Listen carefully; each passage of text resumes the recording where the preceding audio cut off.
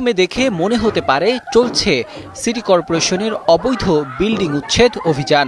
আবার কেউ কেউ দেখে ভাবতে পারেন এটি হয়তো কোনো পুরনো বিল্ডিং ভাঙার ঠিকাদারি নিয়েছে কোনো এক ঠিকাদার। কিন্তু আসল ঘটনা হলো বিএনপি নেতাকে ৫০ লাখ টাকা চাঁদা না দেওয়ায় পুরো বাড়ি এভাবে গুড়িয়ে দেয়া হয়। আসসালামু আলাইকুম রহমতুল্লাহ। সুপ্রিয় দর্শক, ১৭ বছর পর বিএনপি ক্ষমতায় এসে জনগণকে স্বস্তির ঈদ, আনন্দময় ঈদ উপহার দিতে পারেনি। আপনারা জানেন যে বাসের টিকিট নেই, ট্রেনের টিকিট নেই, আবার ট্রেনে বাসে সংঘর্ষ, ১২ জন নিহত, আবার ট্রেনের বগি লাইনচ্যুত, রাস্তায় জ্যাম, চাঁদাবাজি, এসে হ্যানত্যান অনেক কিছু মিলে ঈদটা আনন্দময় হয়নি, স্বস্তির ঈদ হয়নি। বাংলাদেশ সৃষ্টির পর থেকে একটি বছর মাত্র ঈদ স্বস্তির হয়েছে, আনন্দময় হয়েছে, সেটা হচ্ছে ডক্টর ইউনূসের সময়। গত বছরের মতো ঈদ এই বাংলাদেশ সৃষ্টি হওয়ার পর থেকে হয়নি। আপনারা সেটা কম্পেয়ার করে দেখে নিন। আর যদি জামাতে ইসলামী ক্ষমতায় আসে কোনো দিন, তাহলে আবার হয়তো দেখতে পাবেন। তো প্রিয় দর্শক, আজকে আমি একটা পরিবারের কথা বলবো, সেই পরিবারের ঈদের আনন্দ কেমন যাচ্ছে। বিএনপির এক নেতা একটা বাড়ি থেকে ৫০ লাখ টাকা চাঁদা চাইছে। তো সেই চাঁদা দেওয়াতে অস্বীকার করায় সেই বাড়ি ভেঙে গুড়িয়ে দিয়েছে ঈদের আগের দিনে। তো চলুন আমরা সেই ভিডিওটা একটু দেখি।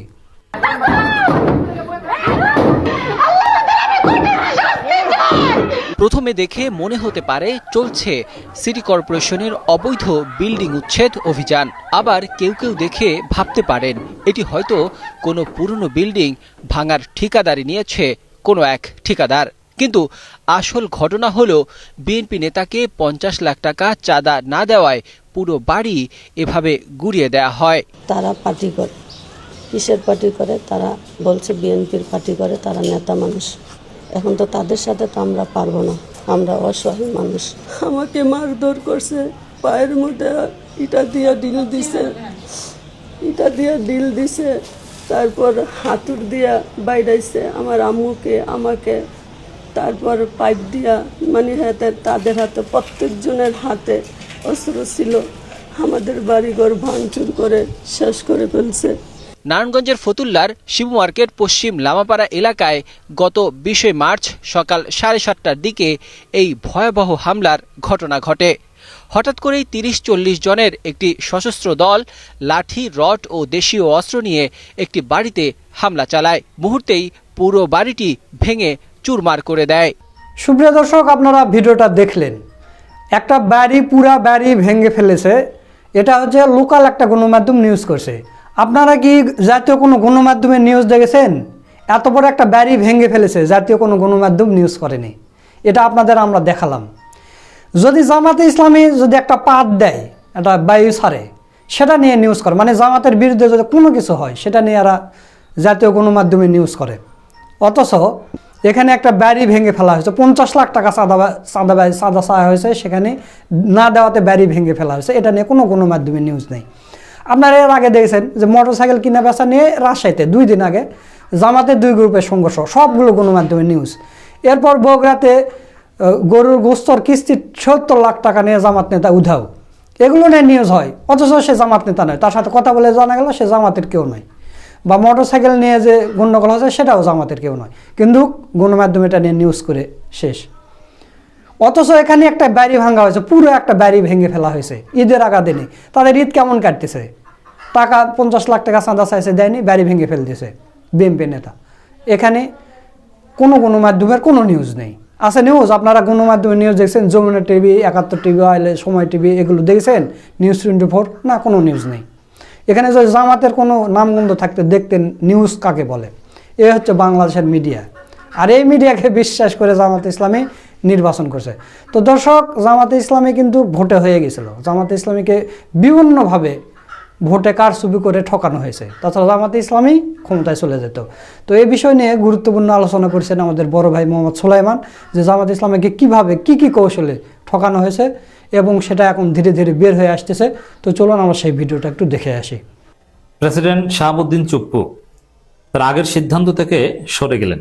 যেমন এর মধ্যে দিয়ে একটা বিষয় দিবালোচনে স্পষ্ট হয়েছে যে জামাতকে কেন ক্ষমতায় আসতে দেওয়া হয়নি এবং কিভাবে জামাতকে ক্ষমতায় আসা ঠেকানো হয়েছে। জনগণ ভোট দেয়নি, জামাত ক্ষমতায় আসেনি, বিষয়টা তো সরল নয়। জামাতকে ক্ষমতা আসতে দেওয়া হয়নি, ঠেকানো হয়েছে। এমন জনগণের যারা ভোট দেয়নি, জনগণের ভোটকেও আনডিউ ইনফ্লুয়েন্স করা হয়েছে, এটাও ঠিক। যেমন ভোটের আগের দিন ডিপ স্টেট মিডিয়া সবাই ষড়যন্ত্র করে ঠাকুরগাঁও জেলা আমিরের একটা দুর্বলতা নিয়ে, এটা অনৈতিক না, এটা বৈধ কাজ, কিন্তু সেটাকে এমনভাবে প্রেজেন্ট করেছে সুইং ভোটারদের একটা বিরাট অংশকে জামাত বিরোধী বানিয়ে ফেলা গিয়েছে। মানে এটা কিন্তু মিডিয়ার কারসাজি। আরও মিডিয়া জামাতের বিরুদ্ধে অনেক প্রোপাগান্ডা ছড়িয়েছে, জামাতের পক্ষে বলেনি, জামাতকে কাভারেজ দেয়নি, বিএনপির হাজারো অপরাধ এটা দেখেও না দেখার ভান ধরেছে, আর জামাতের পান থেকে চুন খসলেই সেটা নিয়ে তোলপাড় লাগিয়েছে, এভাবে নানানভাবে জামাতকে ক্ষমতা আসতে দেয়নি। জামাতকে ক্ষমতা আসা ঠেকানো হয়েছে, এর মানে এই নয় যে শুধুমাত্র ইলেকশন ইঞ্জিনিয়ারিং করা হয়েছে, ভোটারদেরকে অন্যায়ভাবে প্রভাবিত করা, নির্বাচনী প্রচারণার সময় জামাতের বিরুদ্ধে প্রোপাগান্ডা বা ভোটের আগে যে জামাতের বিরুদ্ধে ষড়যন্ত্র, এটাও কিন্তু ক্ষমতা আসা ঠেকানোর একটা পার্ট। শুধু ইলেকশন ইঞ্জিনিয়ারিং মাধ্যমে ক্ষমতা আসা ঠেকানো যায় না। তো জামাতকে ক্ষমতা আসতে দেওয়া হয়নি।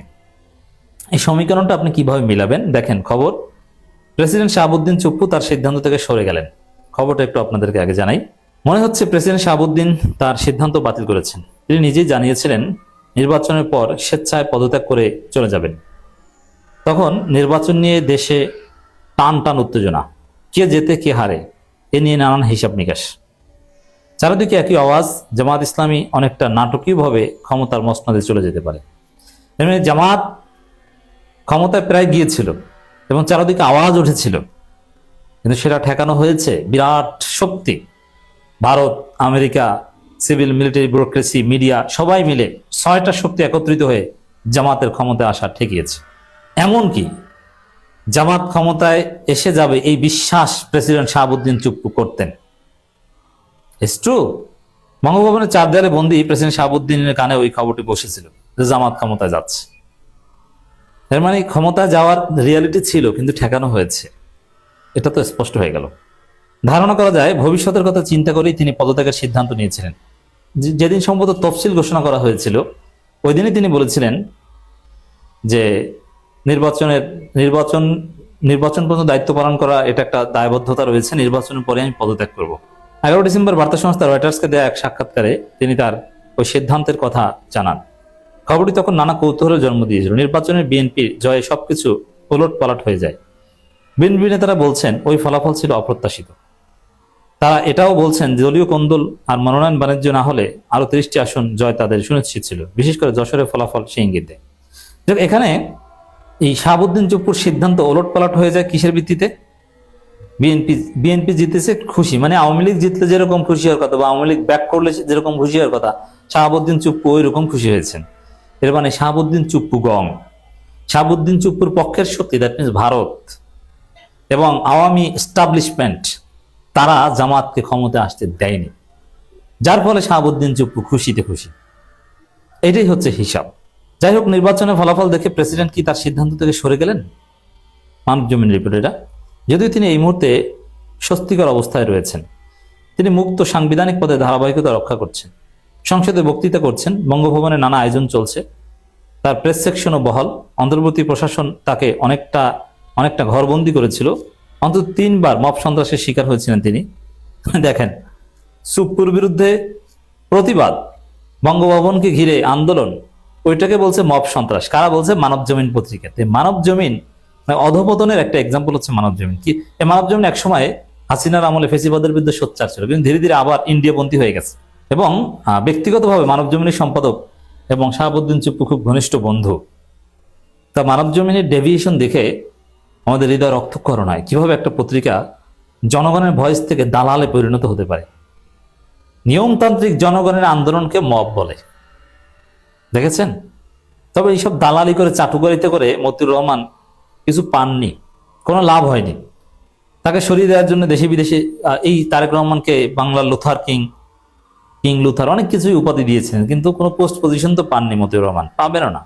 তাকে সরিয়ে দেওয়ার জন্য দেশি বিদেশি নানান তৎপরতা চলছিল। তখনকার আইন উপদেষ্টা নেপথ্যে অনেক ভূমিকা রেখেছেন। অন্তর্বর্তী সরকার প্রধান উপদেষ্টা ডক্টর মোহাম্মদ ইউনূসের সবুজ সংকেত পেয়ে উপদেষ্টার প্রেসিডেন্ট অবসরে নানান খেলায় লিপ্ত ছিলেন। দেখেন, এই মানবজমিনের রিপোর্ট যে কতটা নোংরা, জঘন্য। আরে সরকার চাইলে শাহাবুদ্দিন চুপ্পুকে সরাতে আবার নানান খেলা লাগে, দেশি বিদেশি চেষ্টা লাগে। সরকার চাইলেই তো যে কোনো মুহূর্তে সরিয়ে দিতে পারতো। কিন্তু সরকার একটা পর্যায়ে চায়নি, প্রথমে চেয়েছিল, সরকারের একটা বিরাট অংশ চায়নি, বিএনপির অংশটা, আর একটা পর্যায়ে সরকারের কেউই চায়নি, এমনকি নাহিদরাও চায়নি, তারাও আন্দোলন থামিয়ে দিয়েছিল। আর এটাকে বলে যে ইউনূস চেষ্টা করেছিল, সবাই চেষ্টা করেছিল, পারে নাই। তাহলে কে রেখেছিল? চুপ্পুকে রেখেছিল কে তাহলে? বা চুপ্পু এমন কি যে তাকে ইউনূস সরাতে চেয়েও পারবেন না? এটা ভুয়া কথা। নানান খেলায় মত্তছে, মনে হয় যেন চুপ্পুকে সরাতে গণ-অভ্যুত্থান লাগবে, এরকম একটা অবস্থা। অথচ চুপ্পুকে সরানো এটা একটা কলমের খোঁচার মতো। তবে হ্যাঁ, চুপ্পুর পক্ষে সেনাপ্রধান ছিলেন, এটা ট্রু। যদিও বিএনপি তখন ছিল ভিন্ন স্রোতে, তারা বারবারই শাহাবুদ্দিন নয়, সাংবিধানিক ধারাবাহিকতা রাখার পক্ষে করা অবস্থান নিয়েছিল। তারা বলেছিল প্রেসিডেন্ট অপসারণে তাদের কোনো মত নেই, এই কারণে প্রেসিডেন্ট অপসারণে সব নকশা ভণ্ডুল হয়ে যায়। এ কারণে এখানে অনেক বিষয় আছে, এস আলমের হিসাব নিকাশ আছে। সেনাবাহিনীর ভূমিকাটা এখানে মুখ্য। সেনাবাহিনীর চাপের কারণে মূলত চুপ্পুকে সরাতে পারেনি এবং ইউনূস সরকার সরানোর চেষ্টা থেকে সরে গিয়েছে। কিন্তু তারপরও সেনাবাহিনী প্রধানকেও চাইলে ইউনূস সরাতে পারতেন, কিছুই হতো না। কিন্তু স্থিতিশীলতার স্বার্থে বা যদি কিছু হয়ে যায়, এই কারণে সরায়নি। তো সেখানে এমন ভাবে বলছে মানব জমিন যে খেলায় মত্ত ছিল, আসলে কিছু না। বিপ্লবী সরকার গঠনের চেষ্টা হচ্ছিল, পর্দার আড়ালে এক রহস্য পুরুষ ইন্ধনে বারবার মব সন্ত্রাস চালানো, এই যে বারবার জনগণের আন্দোলনকে মব সন্ত্রাস বলে। অথচ তৎকালীন সময় এমন একটা প্রেক্ষাপট ছিল যে গণভবন যদি দখল করা যায়, তাহলে বঙ্গভবন থেকে চুপ্পুকে জয় বাংলা করে দেওয়ার কোনো ব্যাপার ছিল? এটাকে মব বলছে, দেখছেন? সেই পুরুষ এখনো ধরাছোঁয়ার বাইরে। নির্বাচন প্রশাসনিক কুয়ের চেষ্টা সফল না হলেও কোনো কোনো অঞ্চলে তা সেই পুরুষ বলতে মনে হয় পিনাকি ভট্টাচার্যকে বোঝানো হয়েছে। এমনটি বলা হচ্ছে, প্রেসিডেন্ট শাহাবুদ্দিন ফলাফল দেখে বরাবরই খুশি হয়েছেন, অন্য ফলাফল হলে তাকে অপমান করে বিদায় নিতে হতো। তিনি যেটা, না এটাও এত সহজ না। জামাত ক্ষমতা আসলেই যে সাথে সাথে তাকে লাথি দিয়ে সরিয়ে দিত, বিষয়টা আমি মনে করি না। ক্ষমতা আসলে জামাতের অনেক আচরণ আপনার পছন্দ হতো না। এখন বিরোধী দলের থেকে বিএনপি সমালোচনা করছে, কিন্তু ক্ষমতা আসলে জামাতের মধ্যে অনেক সেম জিনিসই দেখা যেত। এটা একটা সত্য কথা, জামাতের অনেকের কাছে ভালো লাগবে না। তো চুপ্পুকে এমন শক্তি রেখে দিয়েছে, জামাত ক্ষমতা আসলে হয়তো বা কিছুদিন রাখতে হতো, একটা পর্যায়ে জামাত তাকে সরাতো। জামাত তখন তাদের এস্টাবলিশড, তাদের স্বার্থ এগুলো বিবেচনা করে সিদ্ধান্ত নিত। আর আসলে চুপ্পুকে জয় বাংলা করতে যদি জামাত ইউনূসের আমলে চাইতো, জামাতের পল্টন থানা আন্দোলন করে চুপ্পুকে জয় বাংলা করে দিতে পারতো, আর কাউকে লাগতো? কিন্তু জামাত আসলে চুপ্পুকে সিরিয়াসলি সরাতে চায়নি, জামাত একটু গা বাঁচিয়ে সরানোর কথা বলেছিল। এটা হচ্ছে সত্য কথা। যে এখন চুপ্পুর পছন্দের সরকার এসেছে, এখন চুপ্পু থেকে যাবেন, মজা না? চুপ্পু জিতে গেছেন, বিএনপি জিতেছে, চুপ্পু জিতেছেন। তাহলে জামাতকে ক্ষমতা আসা ঠেকিয়েছে কারা? চুপ্পু কম। সুপ্রিয় দর্শক, আপনারা সোলাইমান ভাইয়ের ভিডিও সহ পুরো ভিডিওটা দেখলেন। তো আজকের এই ভিডিওটা আপনাদের কাছে কেমন লেগেছে তা অবশ্যই কমেন্ট করে জানিয়ে দেবেন। বিশেষ করে বিএনপি নেতার 50 লাখ টাকা যে চাঁদা না দেওয়ার কারণে ব্যারিটা ভেঙে দিল, এটা নিয়ে কোনো মিডিয়া নিউজ করলো না, বা সরকার থেকে বা প্রশাসন থেকে পুলিশ কেউ কোনো সেখানে গেল না, বাধা দিল না তাদেরকে, ব্যারি পুরাটা ভেঙে ফেললো, ফোন করা হলো, তারপরেও কোনো পুলিশ প্রশাসন কেউ গেল না। এই বিষয় নিয়ে আপনারা কি বলবেন সেটা কমেন্টে বলে যান। সকলকে ধন্যবাদ। আসসালামু আলাইকুম রহমতুল্লাহ।